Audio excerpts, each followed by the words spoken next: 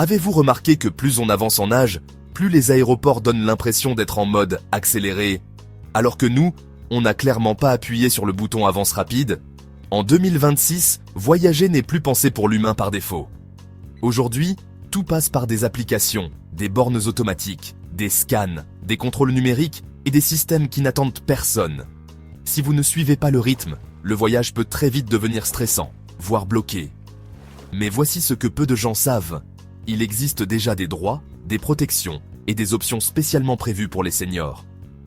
Le problème, c'est qu'elles ne s'activent pas toutes seules. Elles ne fonctionnent que si vous savez quand les demander et comment les utiliser. Et attention, la règle numéro 10 est celle qui bloque encore des milliers de voyageurs chaque mois, parfois avant même d'atteindre la porte d'embarquement. En 2026, le voyage commence avant l'aéroport. En 2026, le premier changement est invisible, mais décisif. Les comptoirs avec de vrais agents existent encore, mais ils deviennent plus rares. À leur place, les compagnies misent presque tout sur le check-in mobile, les bornes automatiques et le dépôt de bagages en libre service. Pour beaucoup de seniors, c'est là que les ennuis commencent. Le piège le plus courant? Suivre les panneaux express, self-service ou dépôt bagages rapide sans être déjà enregistré. Ces fils partent du principe que tout est fait sur l'application. Si ce n'est pas le cas, vous perdez du temps, parfois beaucoup trop. La règle implicite en 2026 est simple. Si vous n'avez pas utilisé l'application, n'entrez jamais dans une file dite rapide. Cherchez plutôt service complet, check-in, assistance ou un comptoir classique. C'est là qu'un humain peut imprimer votre carte d'embarquement et corriger un problème avant qu'il ne soit trop tard. Mais même avec un comptoir humain, le timing devient critique. Les délais officiels ne protègent plus les seniors. En 2026, arriver dans les temps ne veut plus dire être en sécurité. Les systèmes des compagnies ferment plus tôt qu'avant et surtout, ils ferment automatiquement. Votre vol peut être considéré comme clos sur l'ordinateur, même si vous êtes encore dans l'aéroport, debout, dans une file d'attente. La nouvelle réalité est dure, mais claire. Pour les seniors qui doivent passer par un comptoir humain, 3 heures deviennent le minimum, même pour un vol court. 2 heures ne suffisent souvent plus. Une attente trop longue, un petit contretemps, et le système ne pardonne pas. Ce n'est plus une question de logique, c'est une question d'algorithme. La bonne nouvelle, c'est qu'il existe une astuce moderne. Un proche peut gérer le check-in à distance depuis chez lui. Il envoie la carte d'embarquement, vous l'imprimez, et vous arrivez avec du papier en main. En 2026, le papier redevient un avantage stratégique. Une fois enregistré, un autre détail peut tout faire basculer. L'assistance ne s'improvise plus en 2026. En 2026, l'assistance en aéroport ne fonctionne plus à l'improvisation. L'aide à la mobilité doit être enregistrée à l'avance dans votre réservation. Sans cette mention dans le système, vous passez automatiquement après tous les voyageurs qui l'ont demandé plus tôt. Même si le personnel est bienveillant, il dépend désormais d'un planning déjà saturé. L'erreur la plus fréquente chez les seniors reste la même. Je demanderai sur place. En 2026, cette phrase arrive souvent trop tard. Résultat, longues attentes, marche forcée dans les terminaux ou stress inutile avant l'embarquement. La nouvelle approche est simple mais essentielle. L'assistance doit être considérée comme une partie du billet, pas comme un service de dernière minute. Il suffit de la demander clairement au moment de la réservation ou peu après. Une formulation courte et stratégique peut tout changer. Mentionner un besoin d'assistance continue, du comptoir jusqu'à l'embarquement. Et ce qui surprend le plus, c'est que vous n'avez même pas besoin d'un fauteuil. Embarquement prioritaire sans fauteuil? Oui, c'est possible. En 2026, un changement culturel important s'impose dans les aéroports. Les compagnies aériennes reconnaissent beaucoup mieux certaines réalités liées à l'âge. Douleurs articulaires chroniques, prothèses de hanches ou de genoux, difficulté à rester debout longtemps dans une file. Vous n'avez plus besoin d'être en fauteuil roulant pour être entendu. La nouvelle règle, qui est rarement expliquée, repose sur le vocabulaire que vous utilisez. Parler simplement d'une limitation de mobilité suffit souvent à déclencher une prise en charge adaptée. Ce terme est compris par les systèmes, par le personnel au sol et par les équipes d'embarquement. Il est factuel, neutre et surtout très efficace. Le résultat est immédiat, un embarquement plus calme, sans précipitation. Moins de temps passé debout, moins de fatigue inutile et beaucoup moins de stress avant de monter à bord. Tout le voyage commence dans de meilleures conditions. Mais que se passe-t-il si vous voyagez avec quelqu'un? En 2026, les systèmes de gestion des passagers sont devenus plus stricts et franchement plus automatiques. Résultat, ils séparent souvent les voyageurs sans tenir compte du lien entre eux. Files différentes, contrôles distincts, embarquements à des moments opposés. Pour un senior, cette séparation peut vite devenir source d'angoisse. Ce que beaucoup ignorent, c'est qu'un senior bénéficiant d'une assistance dispose souvent d'un droit implicite, conserver un accompagnant à ses côtés.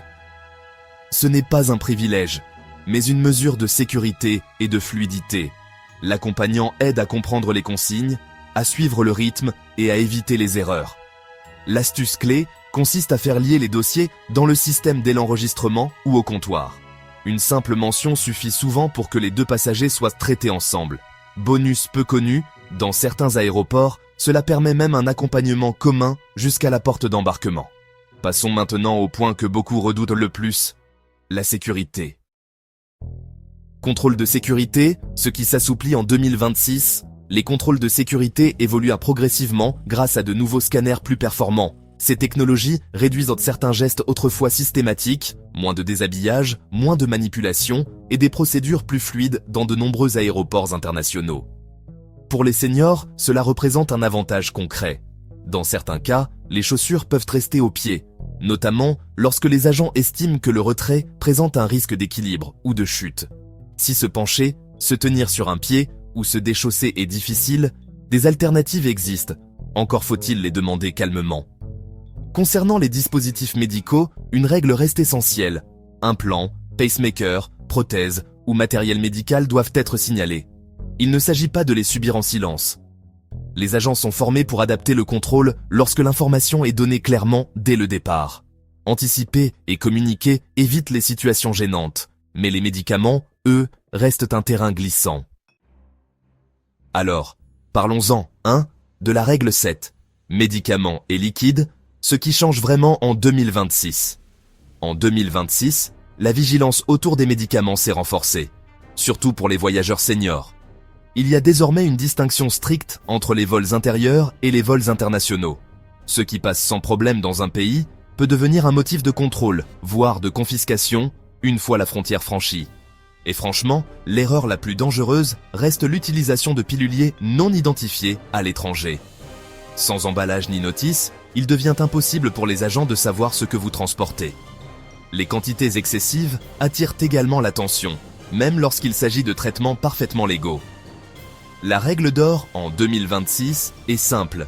Les flacons d'origine deviennent votre véritable passeport médical. Nom du médicament, dosage, prescription visible, tout doit être lisible. Cela facilite les contrôles et réduit fortement les risques de blocage ou de stress inutile. Mais attention, un détail souvent ignoré peut pourtant tout compliquer. Et si vos médicaments doivent rester au frais, il existe une règle méconnue à ne pas négliger. Passons à la règle 8. Sac médical n'est pas bagage classique, non. En 2026, un changement important concerne le transport du matériel médical et des médicaments sensibles. Un sac médical dédié est souvent autorisé en plus du bagage cabine classique, sans compter dans le quota. Mais cette tolérance n'existe que si le sac est clair, identifiable et exclusivement réservé à un usage médical. Un sac mélangé, contenant à la fois effets personnels et médicaments, risque d'être considéré comme un bagage standard. L'idéal, vraiment, reste un petit sac distinct, facile à ouvrir, avec les éléments médicaux bien visibles. Une fois à bord, certaines compagnies permettent à l'équipage d'aider à conserver des médicaments au frais ou à trouver un espace adapté. Mais le moment pour demander est crucial. Cela doit se faire dès l'embarquement, avant que la cabine ne soit complètement installée. Attendre trop longtemps réduit les options et complique la situation inutilement. Et puis, une fois à bord, un autre combat commence, celui du siège. La règle 9. Le siège n'est plus un luxe, c'est une question de santé. En 2026, la lecture des règles change enfin pour les voyageurs seniors. Le choix d'un siège couloir ou d'un espace pour les jambes n'est plus systématiquement vu comme un simple confort. Il est de plus en plus reconnu comme un besoin fonctionnel, directement lié à la santé et à la mobilité. Pouvoir se lever facilement, étirer les jambes ou éviter de rester bloqué dans une position douloureuse pendant des heures devient un enjeu réel. Pourtant, Tout se joue dans la manière de formuler la demande. La clé consiste à parler d'accessibilité, et non de préférence personnelle. Ce vocabulaire change la perception du personnel et des systèmes. Le résultat est concret. Moins de douleurs pendant le vol, une circulation sanguine améliorée et une expérience de voyage bien plus supportable, surtout sur les trajets longs. Et maintenant, la règle qui bloque encore trop de seniors au premier contrôle. Eh bien, en 2026, les documents de voyage deviennent, vous savez, l'un des premiers motifs de blocage pour les seniors. Un passeport ou une carte d'identité non conforme peuvent entraîner un refus d'embarquement ou, au minimum, un contrôle long et franchement stressant. Le problème le plus fréquent, c'est souvent les photos trop anciennes, qui ne correspondent plus au système de reconnaissance biométrique désormais largement utilisé. La nouvelle réalité est simple. Même un document valide sur le papier peut, poser problème à l'aéroport. C'est pourquoi, vraiment, un plan B devient indispensable. Avoir une deuxième pièce d'identité ou un document plus récent peut faire toute la différence en cas de doute lors du contrôle. Le moment clé, ce n'est pas la veille du départ, c'est maintenant. Ouvrez votre portefeuille, vérifiez les dates, comparez les photos, anticipez. Franchement, quelques minutes aujourd'hui peuvent vous éviter des heures de stress demain. Et pourtant, beaucoup pensent encore que leur âge leur donne automatiquement des avantages financiers. Alors, pendant longtemps, beaucoup de gens ont pensé que l'âge donnait automatiquement droit à des réductions spéciales ou à des frais supprimés. Mais en 2026, franchement, ce mythe ne colle plus du tout à la réalité du transport aérien. Les compagnies ont, vous savez, profondément changé leur façon de fixer les tarifs. Aujourd'hui, les rares bénéfices liés à l'âge sont souvent déjà intégrés dans certains tarifs globaux, et ils ne sont plus vraiment affichés comme des avantages seniors. Par contre, les frais annexes, pour les bagages, le choix du siège, la flexibilité, eux, ils restent bien présents, et parfois, ils sont même assez élevés. La meilleure stratégie, c'est donc de ne pas se laisser piéger par l'étiquette senior, qui, honnêtement, n'apporte plus grand-chose. Il vaut mieux regarder ce qui compte vraiment, la possibilité de modifier son billet, des conditions d'annulation claires, une assistance incluse, ou encore des services utiles sans surcoût caché. Voyager intelligemment après 65 ans en 2026, c'est choisir la flexibilité et la tranquillité, plutôt qu'un label rassurant, mais souvent vide. Alors, comment voyager intelligemment après 65 ans en 2026 ? Eh bien, c'est tout simplement en faisant les bons choix et en restant attentif aux vrais avantages. En 2026, voyager en tant que senior demande, une approche un peu plus structurée. Le protocole gagnant repose sur quelques principes simples mais essentiels. D'abord, il faut prévoir des connexions plus longues. Ça réduit la pression, la fatigue et le risque d'erreurs liées au timing. Ensuite, il est important de garder un mouvement régulier. Marcher doucement, s'étirer, éviter de rester immobile trop longtemps. La compression et l'hydratation deviennent de vrais alliés, discrètes mais efficaces, surtout sur les vols moyens et longs.